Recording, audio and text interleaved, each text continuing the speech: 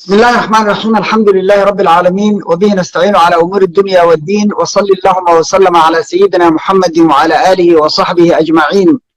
أسعد الله صباحكم ومساءكم ولياليكم أينما كنتم وحيثما حللتم. ولا الله سوماليد ميلاد جوجتان بإله سبحانه وتعالى دكوان ما يلو عدي دبندبك الله كقادو عدي دن لا الله وفي انت بهن الله ديقو انت بوكت الله بوكسي انت دمت الله ونحرستو والدين تان الله ونحرستو أننا الله نوغد ونحرستو dalka dadka diinta iyo dawladnimada ilaahay subxaanahu wa ta'ala inoo badbaadiyo. maanta waxaa sharaf noo ah inaan wareysano Sheekh Cabdiraxmaan cilmi oo ka yimi magaalada Laascaanood. sheekhu wuxuu ka mid yahay culimada magaalada Laascaanood masaajidada dadka wax ku bara diinta ku bara. wuxuu ka mid yahay raggii culimada ahaa ee sida geesinimada leh uga hadlay arrintii ka dhacday Laascaanood jimcadii hadda la soo dhaafay doraad.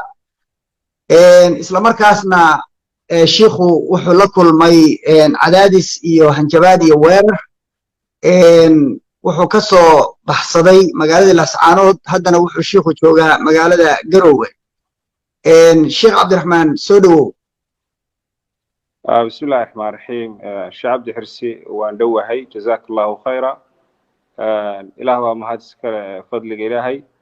دمان والسلام يا ولا الصومالية ملك استي جوجانبا. دعاء الشيخ الله ينو أقبله. إلهي نبضي حسلوني يودن برواقع يوحوي دولة نمد الله ينو هجاتيو وان دوهي الشيخ عبد الحرسي. السلام عليكم. sheekh Cabdiraxmaan, marka ugu horeysa waxaad warbixin yar naga siisaa meesha la yiraahdo Laascaanood ee hadda buuqu ka soo cusboonaaday iyo dagaalku maxaa sababay oo ka horeeyay dilkii Hadraawi, Allah u naxariistay. sheekh Cabdi Xirsi waad mahadsantahay, shukran.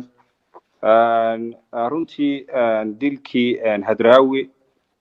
ilaahay ha u naxariisto iyo intii ka dambeysay waxa weeye jannat firdaws Allah ugu deeqo iyo intii ka horeysay. dilka Hadraawi wuxuu ahaa dilal runtii 100 iyo ziyaada ah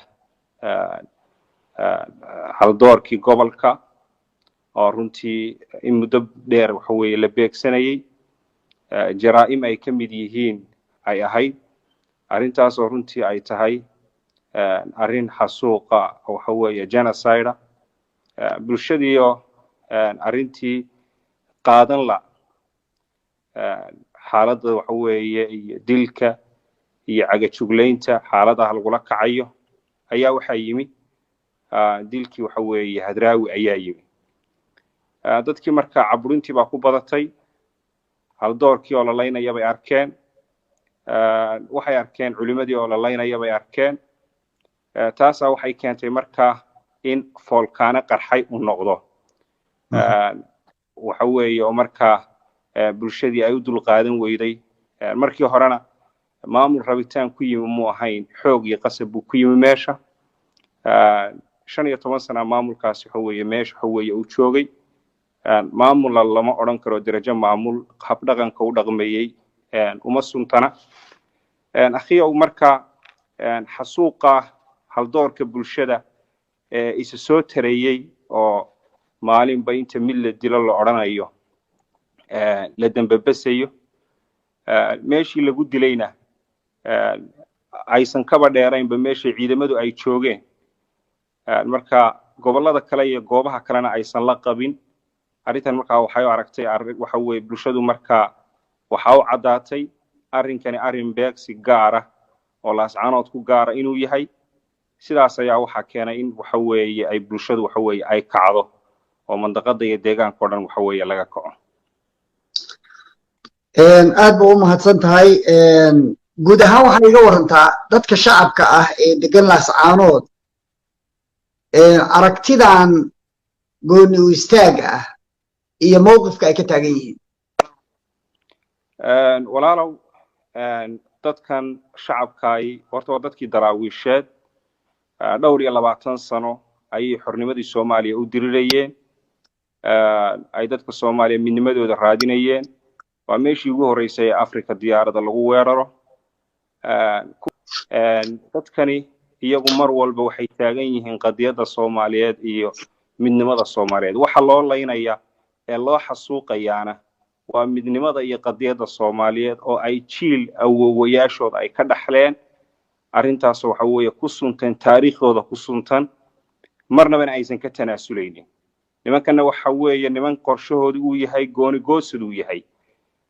marka waxay qorshuhu ahaa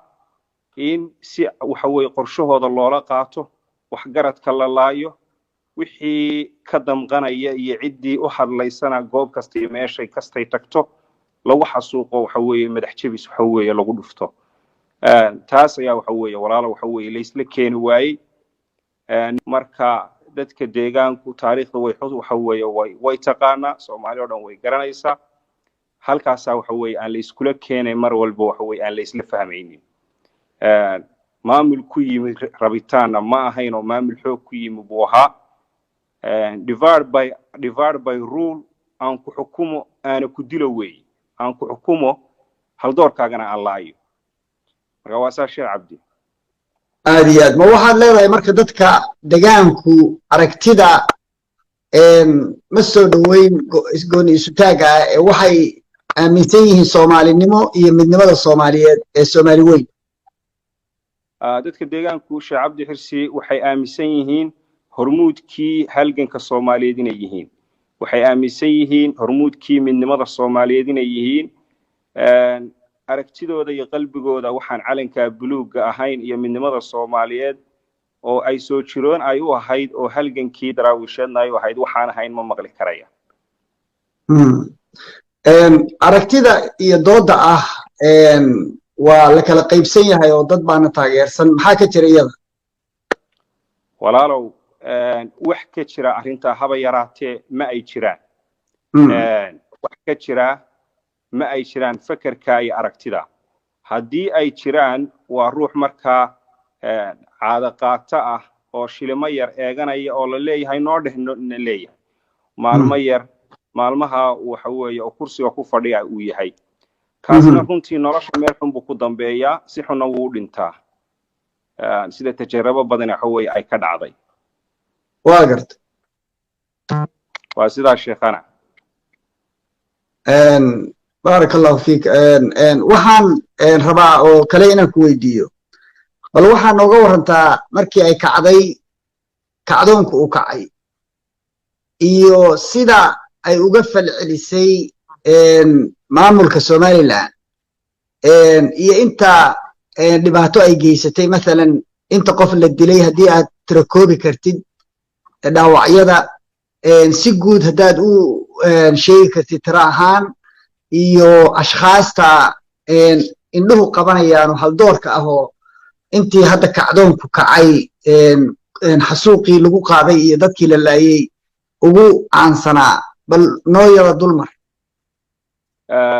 sheekhana hadraawi ayuu kacdoonku waxa weeye oo ku kacay kacdoonkana hadda waxa weeye aan istaagaynin waxaa ka dambeeyay xasuuqii dhalinyaradii iyaguna waxa weeye shanta ahaa iyo waxa weeye dhaawicii dhowr iyo 10 ahaa waxaa ka dambeeyay maalintii ugu dambeysay oo waxa weeye wixii dhacay loo wada joogay guud ahaan hal door kale laayay 100 wama siyaada ayay waxa weeye marayaan runtii cid loo soo qabtay iyo meel lagu sheegana aan la garanaynin dadku waxyaabaha ay aadka uga caroodeen oo aadka uga kiceen waxaa ka mid ahayd iyagoo la diidan yahayba joogitaankooda iyo dalka ay joogaan iyo deegaanka Sool Sanaag iyo Cayn ayay waxay yiraahdeen waxaanu bixinaynaa magihii ciidan ay joogaan isku haystaa joogitaankooda baa la isku haystaa magta laga rabaana 100 iyo dheeraadka 200 ee hal doorka ee la laayay baa laga rabaa magtoodii oo looga fadhiyaa oo way xisaabsan tahay dadka deegaanka way xisaabsan tahay waana lagala arinsanaya haday iyagu jabhad ay yihiin wax garad bay leeyihiin waxa weeye maalin bay iman doontaa lagaga arinsado wayna tirsan tahay waxa weeye taariikh bay ku qorantaa kadib waxaa ka dambeeyey sheekhii iyadoo waxa weeye masaajidkii salaadii jimce lagu jiro weerarku uu dhacay weerarkii waxa weeye markii uu dhacay mikrofoonka ayaan markaa dadka ka dejinayay bal in waxa weeye aysan banaanka u bixin xabadda ay ka joogaan halka xaqiiqada wacyiga taaganna waan u bidhaamiyey inuu arrintan waxa weeye dagaalkan xaq u dirir yahay naftooda iyo maalkooda ay difaacayaan iyo cirdigooda ay difaacayaan maadaama amnina aan loo xasilinayn ka dhaqaaqayana madaxa la jabinayo ra'yigoodina waxa weeye aan la ogolayn waxa weeye in ay cabiraan arrintaas waxa weeye markaa waa arrin sharciyan oo bannaan inay isdifaacaan sheekhu wuu naga baxay bannaanka markuu baxay sidii lagu yaqaanay madaxa iyo saableyda in laga toogto madaxa isla markiiba waxa weeye laga toogtay dhammaan dhaawacyada iyo waxa weeye dhimashada dhacdayna madaxa iyo saableyda unbay waxa weeye ay kaga taala marka walaalo waxaan leeyahay arrintani waa arrin runtii xasuuqii Rwanda ka dhacay aan waxba ka sokayn genocide-kii waxa weeye halhaysta ay tahay SSC genocide xasuuqii Rwanda waa xasuuq aan waxba ka sokayn marka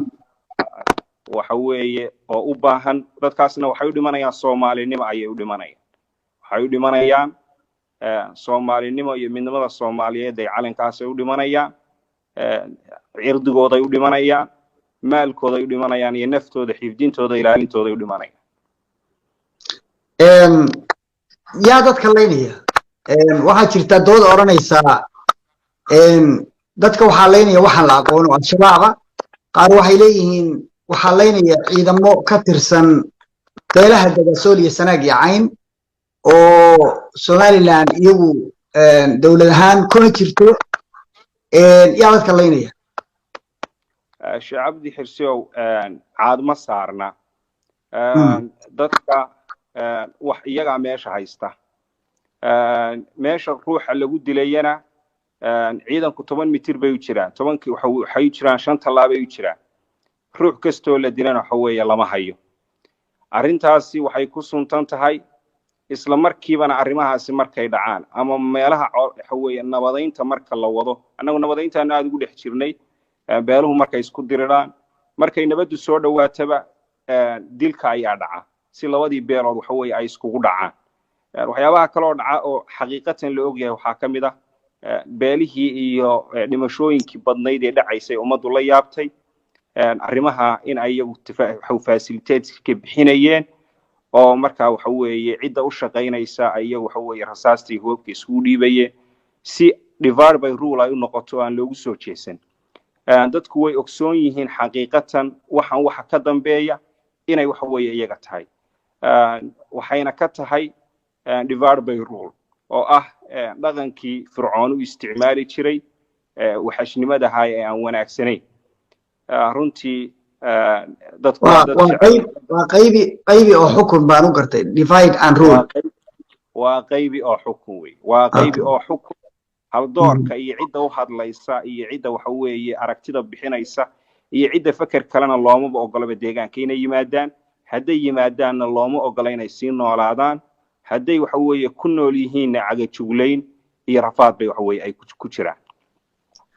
dadka marka waxa leynaya dad tababaran oo madaxa iyo saableyda beegsanaya dad tababaran oo madaxa iyo saableyda beegsanaya runtii habeenkii maalintii dhootay jimco ahayd markii khudbadii laga soo baxay banaankaan u soo baxay tacshiirad baa meesha waxa weeye qabsatay gaariga waxbaa soo gaadhay wada khatara ayaan maray runtii gaarigu waa bay la qalibmi gaadhay alxamdulillah habeenkii gurigayga ma seexan weerar kalaa dhacay guri kalaan aaday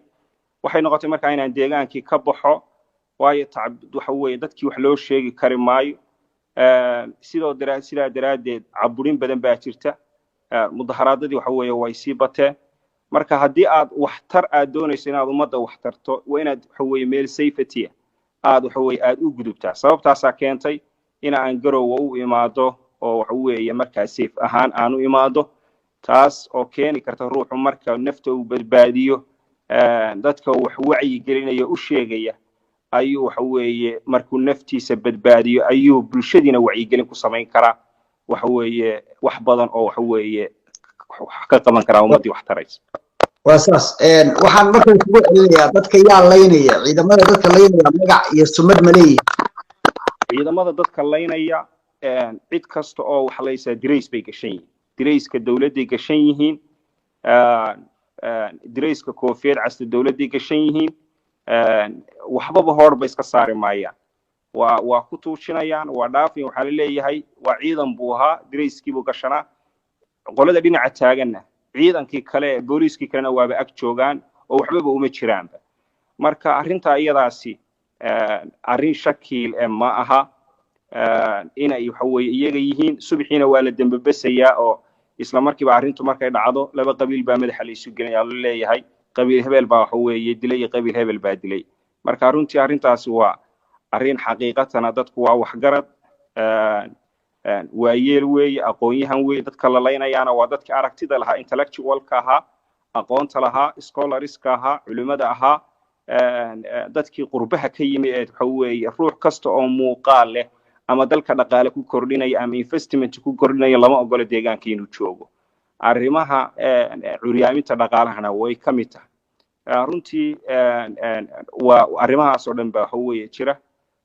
marka shaki kuma jiro in iyaga waxa weeye loo tuhunsan yahay arrintaasna xaggooda inay ka timi cidda waxlaynaysa inay waxa weeye ay tahay cid ay iyagu og yihiin iyo qorshe iyagu ay og yihiin inay tahay ciidamada koofiyad casta ma ciidanka la yiraahdo RRU-da ciidamada dadkan waxlaynaya waa dad tababaran laba meelood bay ka tooganayaan madaxa iyo saableyda meelaan inta ahayn xabadu kagama dhacayso ruuxa waa ciidan tababaran ruuxa toogashada sameeyayna waxa marka ugu horeysaba goobtii imanaya oo hawshii waxa weeye markay yimaadaan la ogaanaya inay booliiskii yihiin ciidamadii kale baa ag dhow tallaababa dhaqaajin maayaan u dhowaan maayaan u tegi maayaan subaxiina waxaa la leeyahay laba qabiil hebel baa waxa weeye dilkii waxa weeye uu ku cad yahay isdhaarsada waa ka sheeka noocaas ilaa ay keentay in qabaa'ishu ay isku dhacaan oo boqolaal ay kala dhimato oo iyagu waxa weeye hubkii facilitatorka waxa weeye ay siiyaan waxa weeye kuwii u shaqaynayay oo labada dhinacba ah halkaasna dhimashada iyo dhaawacu u bato si ummadii waxa weeye ay iyagu iskugu jeestaano aan iyagii loogu soo jeesan maadaama aan la rabin gooni goosadkooda aan la rabin nidaamkooda iyo tamdiinkoodana uu yahay mid iyagu ay xoog deegaanka ku qabsadeen markii horeba sheekh aad iyo aad baan u mahadsan tahay marka ugu dambaysa ummadda Soomaaliyeed maxaad ugu baaqaysaa ummadda Soomaaliyeed waxaan ugu baaqayaa oo aan ugu baaqayaa ummadda Soomaaliyeed madaxda Soomaaliyeed waxaan ugu baaqayaa shacabka Soomaaliyeed ee Soomaalinimada jecel waxaan ugu baaqayaa arrintaas deegaanka Sool Sanaag yahay waxa ka socda genocide baa ka socda xasuuq baa ka socda xasuuqii Rwanda lagu sameeyay baa ka socda waxaan leeyahay walaalihiin garab istaaga ciddii jecel islaama oo Soomaalinimo doonaysa oo Soomaalinimo jecel oo calanka buluuga ilaashanaysa dadkani waa dadkii daraawiisheed ee waxa weeye marka halganka ummadda u soo galay dhashoodii baa maanta taala lamana ogola hadafka ay aaminsan yihiin baa waxa weeye loo leenayaa loo dilay waxaan leeyahay ummadda horta shacabka saasaan leeyahay arrinta kale oo aan leeyahay waxaa ka mid ah waxa weeye dawladda federaalka iyo waxa weeye maamulada dhinacyada xiga waxaan leeyahay Soomaaliyeed waxaan leeyahay arrinta iyada ah dadkaasi waxay u baahan yihiin hiil bay u baahan yihiin waxay u dhimanayaan waa magaciina u dhimanayaan dadkaasi waxay u dhimanayaan qarannimada Soomaaliyeed bay u dhimanayaan waxaan leeyahay madaxweynaha dawladda federaalka Soomaaliya xasan sheekh indhahaaga fur baan leeyahay indhahaaga kor u qaad dadkan waa dadkaad madaxda u ahayd waxaan leeyahay indhahaaga fur oo kor u qaad madaxweynaha dawladda waxa weeye Puntland waxaan leeyahay indhahaaga fur oo kor u qaad waxaan leeyahay Mustafa Cagjar oo waxa weeye deris la ah oo ehel iyo waxa weeye dhinac walba waxa weeye Soomaalinimo iyo dhinac walbaba ehel kula ah ayaan leeyahay waxaan leeyahay dadka samaha jecel nimankan jabhadda ah cuqaashooda ah ismadooda ah cadaawada la abuurayo labada shacab laga horkeenayo waa xasuuq xal waxa weeye ku reebaya mujtamacii waqooyiga deganaa dadkii Soomaaliyeed ee walaalaha isjeclaa xumo ku reebaya arinta ayada uma baahna cambaarayn uma baahna qabsada arinta ayada genocide wixii dhacayna waa lagu kala xisaabtamaya wixii dhimasho dhacdayna magtoodii waxa weeye xuquuqdoodii waa lagu kala xisaabtami doonaa waqti aan dheerayna fogay waxaana xaqiiqo ah oo shuwa ah oo waxa weeye xaqiiqa inay bixi doonaan wayna baxayaan dadka shacabkuna waxa weeye waa midaysan yihiin garaadadii baa midaysan oo waxa weeye u midoobay waxa midaysan oo u muuday aqoon-yahankii dibadda midaysan oo u midoobay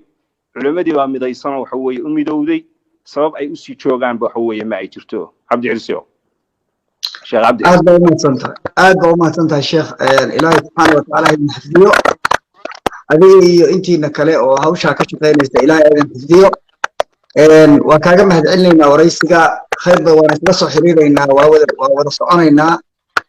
xogahana waa kala qaadanaynaa aad iyo aad baa u mahadsantahay sheekh waad mahadsantahay adaa mudan sheekh cabdi xisi allah ku xifdiyo adduun iyo aakhiraba wanaaga Soomaaliya oo dhan aad la halgamaysaa Allah waxa weeye la jeceshahay iyo ducada iyo khayrka ilaahay waxa weeye mithaalkaaga oo aad u badan ilaahay waxa weeye Soomaali waxa weeye ha u sameeyo waxa weeye ha ka dhigo ummadana ummadii waxa weeye Soomaaliyeed israacada oo mid noqoto walaalo noqota raas Kamboni la raas Caseer Allah ka yeelo ilaahay diinta ha inagu looreeyo Allah ha ina xifdiyo dalkana barwaaqana Allah waxa weeye barwaaqadiisa Allah ha inoo soo saaro madaxdana Allah ha inoo hagaajiyo madaxda Allah ha inoo hagaajiyo Allah ha inoo toosiyo والسلام عليكم ورحمة الله وبركاته